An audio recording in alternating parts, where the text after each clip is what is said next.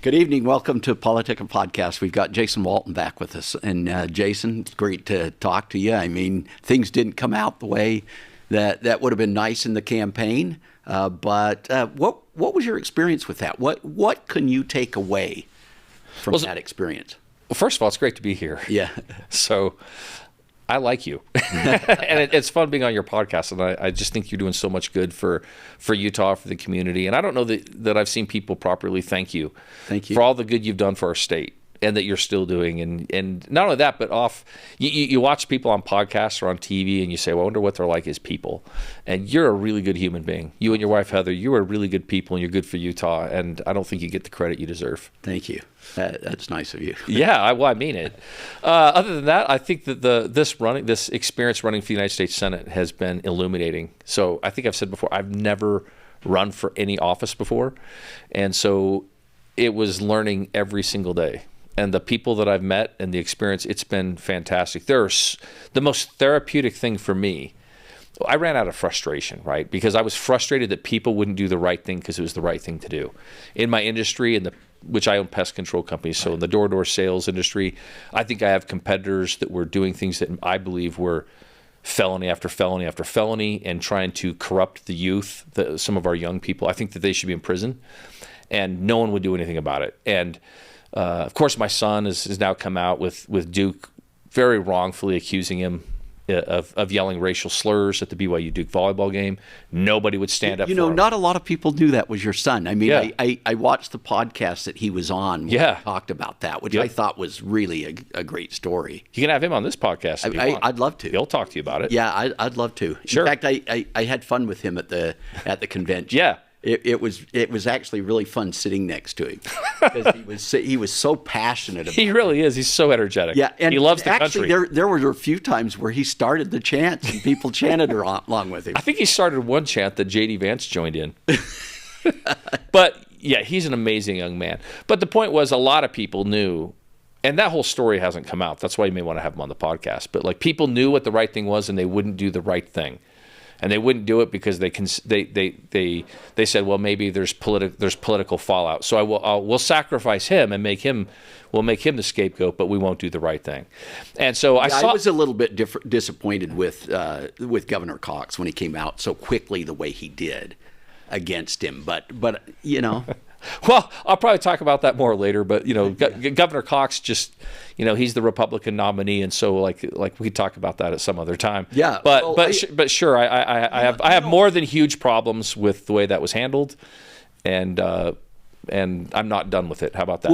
Well, I like the way you said that because I really believe that we had a convention. We did. We had a primary. We did. We now have Republican nominees.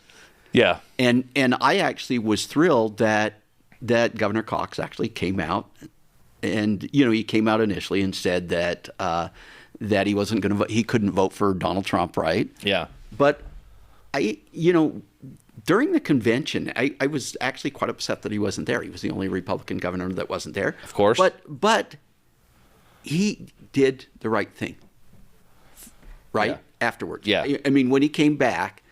And, I think he realized that our party is now the party of the people. I mean, I think there was, people say, well, that was self-serving. I think there was a piece of it where, because he got crap from the other side, right? Right. So, but it's still important, when you have someone that you agree with on a lot of things, not everything, it's important for us to come together, though, because Sure. we're not fighting each other anymore. Hopefully not. We kind of are, right? Yeah, it feels like we are. We're choosing probably the one candidate that's probably not to have me talk about, just because he did call my son a racist bleepity bleep. Right. Publicly before he should have. And I've publicly said I don't think he's fit for office. But I don't want Brian King to be the governor. Right. But having said that, I'm more than disappointed in the way what he did, Governor Cox did, and how he's handled it since. I still think he's unfit for office, but I don't want Brian King to be the governor. So like strongly. So right. Yeah.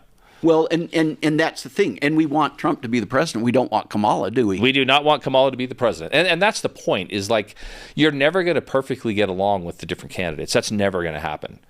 And so, and this is one of the lessons I've learned in politics so far, is that you have to come together around issues. And if you won't bury the hatchet when the hatchet needs to be buried, then there's going to be more suffering. And so there is a time when you come together for the greater good. And I hope our party is going to come together, because, as you pointed out, like, if we have democratic leadership in the state, those are not the principles that I believe are what's best for Utah. Strongly believe. And it's certainly not the principles I think are best for the country. So, well, and by uniting together as Republicans, we affect a lot of races. Yeah, all the way down the ballot, right? Right, yeah, all the way down the ballot. So hopefully we come together and we have a good showing in the state with good conservatives here in November, and hopefully we do it nationally as well. It'd be great to retake the Senate, retake the House, and take the presidency. So it'd be really good. I mean, you were at convention with me. What was your impression? I thought it was interesting because it was my first convention, so I was paying attention to the strategy. I think I wasn't as bullish as I would have liked to have been, as like many of the other members of the delegation. Because I mean, there was a text thread I think you might have saw going around of saying this was as good as it could have been, and my thought was I never thought that Joe Biden was going to be the nominee. I strongly have felt for a while that the Democrats knew who their nominee was and they were working on it, and so it was interesting how Donald Trump, and he kind of released the platform where he changed some things about that had to do with abortion, right, and right to life. He changed some things that had to do with some other things, and then he had the head of the Teamsters Union speaking. That made it pretty memorable, right? Who would have thought that was what was going to happen at the Republican convention? But I was thinking the whole time he was talking, I was thinking, I would like to be in the head of the Democrat strategist right now, saying, yeah, and I kind of joked. I said, they're probably thinking, who's going to stuff the ballot boxes now if the Republicans have the Teamsters? I'm sure they have a plan for whatever it is they're going to do. But my point is, if I think still, I'm hoping between now and November, we as conservatives can come together and rally behind our candidate, Donald Trump, and our other candidates to come up with a clear vision of what we want and what we need to do. And so I thought we did it. I think that the convention, I would have liked to have seen us coming out with more energy and more solidarity and focus. And it might have been better if we knew some of the changes that were going to be made before convention. And I'm not saying I have issues with anything other than I want to win. I want to win the election. I don't want the other side to win. I don't like their policies, and I don't like Marxism. I don't like socialism.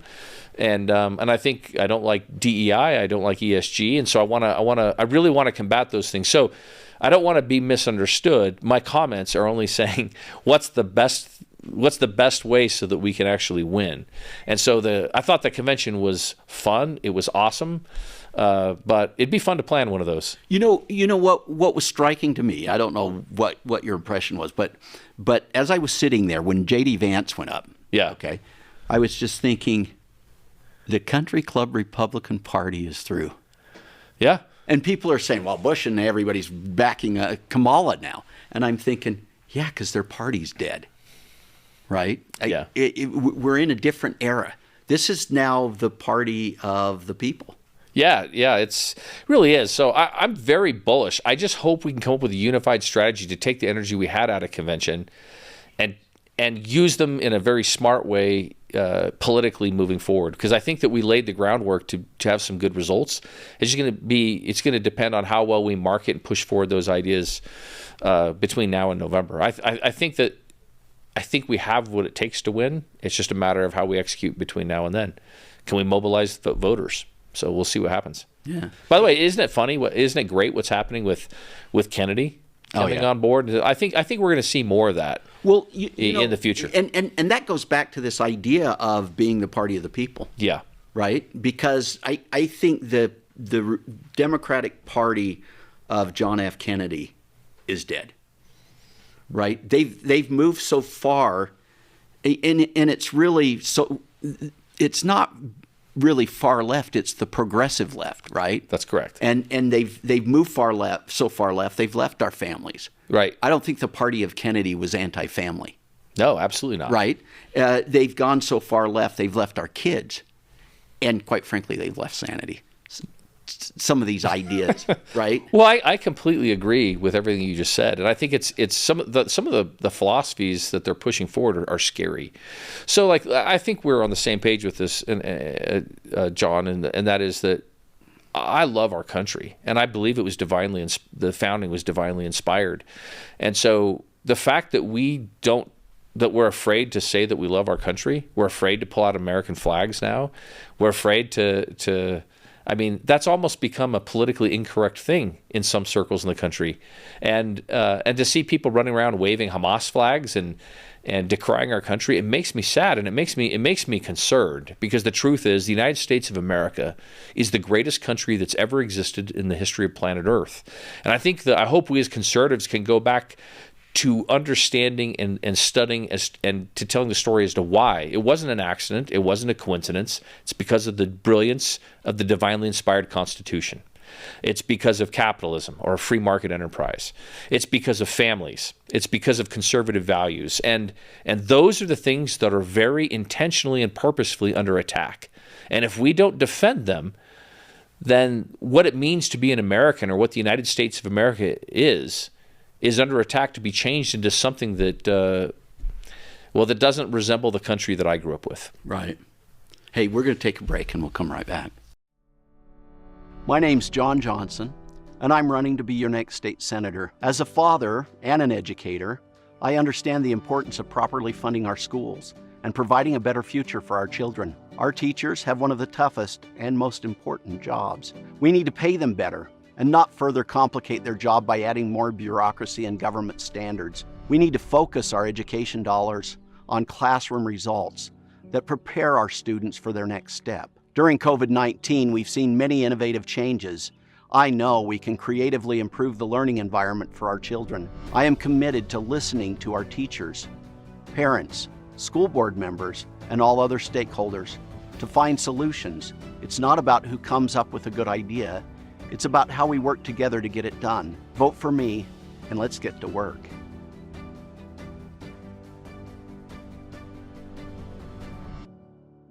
Welcome back to PoliticIt. We're here with Jason Walton. And Jason, we've been talking about what did you learn. Yeah. So let's get back to that. Yeah, what I learned, again, I didn't answer this very well before, but I was frustrated. What I was trying to say I was frustrated in my silo as an entrepreneur with people seemingly not being able to do the right thing because it was the right thing to do. So when I put my name in to run, I said, I'm going to go fight against whoever I have to fight to for truth. I want to shine a bright light. And so what I learned, and it was mainly through the convention process, was there are a lot of people who feel the same way. There are so many patriotic Utahns who love this country. They love the American flag. They love the Constitution. And I loved going and doing town halls, participating at conventions. When all the Utahns would come to me, even the ones who were frustrated with me, they were frustrated because they love their country. And it was like therapy for me. I really mean that. I felt like every meeting I went to, I was being healed from realizing there's so many people who felt the same way that I did. And what I mean by that is people who wanted to preserve American values and who wanted to do the right thing because it was the right thing to do. And we're tired of watching elected officials and other people being self-serving and operating where they were enriching themselves either financially or politically. People who just would not do the right thing just because it was the right thing to do. And what I learned is there are thousands and thousands, probably hundreds of thousands of Utahns who passionately feel the same way and are on board trying to make this state and this country a better place. And I am proud and happy to stand with them. That's, I felt that even at the national convention. Was it perfect? No, but I tell you, when Trump walked out there that first, with that patch on his ear. Yeah. That Dan McKay put a Utah flag on just to kind of aggravate people. But when he came out, in fact, one of the guys from the Dutch press, he basically says, why are Americans so enamored with Trump? What is this? And I'm like, you watched the scene when he was shot? He had blood dripping off his head, and what did he do? He got up and he put his fist in the air. And I said, would you rather have him up against Putin and Xi? Or would you like to have bumbling Joe Biden? That's the way I put it. Yeah, or someone that's extremely left, Kamala Harris. I mean, like it's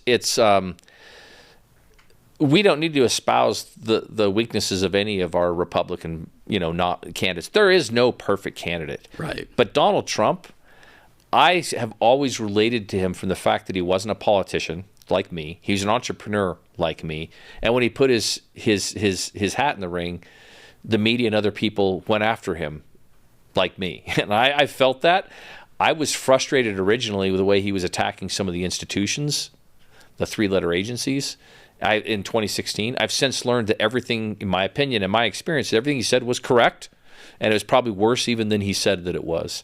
And so someone that has the strength to sacrifice his time, his money, and everything that he's put in, only to have him and his family attacked nonstop, very unfairly. In fact, indicted once again. Very unfairly. Very unfairly. I've said it before. He is the most maligned presidential candidate in the history of the United States. And for that, I say to him, thank you. And I'm grateful. I'm grateful for all the good that he's done and that he's willing to do it again. And really, again, I think it's devastating. It'd be devastating to have Kamala Harris and her platform be elected to the presidency. That would just be awful for Americans. It'd be awful for families, and it'd be terrible for Utahns. How do we win? How do we get people to, I don't know, stop fighting in a way, right? But recognize who the enemy really is right now. Well, that's really a good question, John, because it's really the battle for the American soul, right? So you're saying, what do you actually value? And I've said this my whole campaign. I said it's not just the left; it's our enemies who are attacking us at our foundation, and they're trying to make us embarrassed about the Constitution and think it's out of date, embarrassed of federalism, the vertical axis, embarrassed of the separation of powers, the horizontal axis. Tell us it's obsolete. Make us feel embarrassed about our founding fathers. Make us think that we can't pray, say the Pledge of Allegiance, and then try to even confuse us so we don't know what pronouns to use or can't define a man or a woman. I mean, they're so attacking our foundation because they can't attack us militarily. And my fear is it's working. And so what we need to do is get the message out there, which I said earlier. Why did America become the greatest country ever? What made that happen? We need to get back to that and educate and teach people and talk about it en masse so that we cannot abandon those things. Because make no mistake, our enemies, within and without, are actively, intentionally attacking those pillars of the foundation of American greatness. President Trump knows what those things are, and that's why I think he's coming in trying to save them. And others like you know what those things are, and at your own political and personal expense have been combating them. We just need to have more people who will stand up for the right thing for no other reason because it's the right thing to do. We are all responsible for our own story. Everything that we say and do, we're responsible for ourselves, and we just need to build a bigger coalition and speak truth to power. Yeah. Well, I think that's great because in a way, you have to look evil in the eye and say, this is craziness. We really do need to save these principles that you're talking about. Yeah, no one knows that better than you. I think that you've been fighting for those things as much as anyone in the state of Utah. That's why I thanked you at the beginning of the podcast. Well, I really mean it. Well, you stood up when others wouldn't. Well, and the thing is that I understand why people won't stand up because then you're maligned. Yes. Right? You're some type of radical right-wing fringe candidate for basically standing up and saying, no more. We got to treat everybody the same, right? We've got to get back to basic principles. We can't continue to take God out of the picture. Right. Right. A lot of things, and the reality of it is, you go back to John F. Kennedy. You say, well, he wasn't a perfect soul. No, he wasn't. But at least he was a moral man. He was, yeah. In terms of those principles. He would not stand with the Democrat platform today. He'd be voting Republican. If John F. Kennedy was alive today, he'd be with us. I think, at least that's what I believe. I want to give an example of what you're talking about, looking evil in the eye. And I think that DEI is an example. And I think, I'll give one other one, in that, like, And the way we need to talk about that is to realize that, like, let's stop calling people monsters and attacking them and just say why we disagree or the problems with DEI. I could talk about it, how I don't think it's good for American capitalism. It's toxic. But let's talk about now about like transgender. That's a toxic issue. But like, so I lost a daughter who took her own life. Not that it matters. She was not in the LGBT. She was not in the gay community. But I am really concerned about hormone blockers and surgeries where young people are being surgically altered for with the identity that they feel. And the reason is because I love kids and I love everyone. I want to see that the right thing's done. But sometimes the way we frame issues is we'll start really maligning people. I have friends who are in that situation. Right. And it's monstrously difficult. And I love them and I stand with them and I want to help them. And so I'm trying to be clear in saying I don't see any science or anything that's telling me that the right thing to do is to give kids hormone blockers or surgeries to kids. And so I'm very, very against it. But I love you and I want to be here with your kid. And if you have more information, please bring it to me. As there's more studies, then let's talk about it. But I think it doesn't do us any favors when we go just attacking people who are in a really difficult situation, dealing with horrors that a lot of us don't have to face. And I think we need to be more loving and more compassionate. But that doesn't mean that we bend the knee and say, okay, let's allow hormone blockers and surgeries. Right. We don't do that. And maybe we start going after the things that might be leading to some of the cause of some of those things, which I would love to see studies on if we start teaching sexuality in schools, I suspect that may lead to people being more confused. When you start talking to people who haven't even gone through puberty, kids, and start teaching them sexual things, that whether it's heterosexual or anything else, I just think that's inappropriate. And I suspect that it's damaging and hurtful to kids. And so I would like to see less of that done in the schools across America. And it concerns me when I see people wanting to sexualize the education of kids who are 5, 6, 7, 8, 9. I think that's really, really hurtful. Yeah. But we could talk about it rationally, right? Yeah. Yeah. Well, and you can still talk. You can still be passionate. Sure. And you can still be sympathetic. Of course. Right. And open for people sharing information. Right. And still love people even if you disagree with them. Yes. And still open for people sharing information. So I am constantly inviting people to share information that's helpful on any subject, especially the ones that are that close to families. But to start passing legislation and allowing things that I'm just really, really concerned, on a lot of the issues that and a lot of the platforms that the left's pushing forward. I think they're really, really hurtful to families, to the Constitution, and to America. The bottom line is, they're anti-family. They're anti-God. They're anti. You know what I mean? We have to be passionate, but we also have to remember what our roots are, and we have to remember that this. You said it best. Yeah, this is the greatest country on the face of the earth. Why do we want to destroy that? There's so much hope for the future, though. That's the other thing that I learned in the campaign process is like I am so hopeful. Like I was feeling bleak.